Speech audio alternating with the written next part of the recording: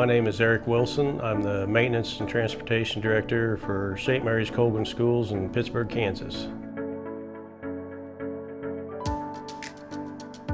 When we do our intruder drills, after we sound the alarm, then we go and we check doors and make sure everything is locked up and that we're not able to see any of the students or hear anything. That was kind of hard to do.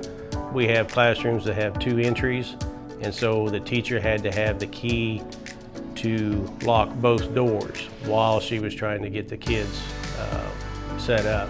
Having the indicator has been huge because they know even through the K through 3 hallway, they can look, they can see it's locked, they can lock the other one, and just nothing but good reports back from teachers and staff on being able to tell that they're locked when they need to be.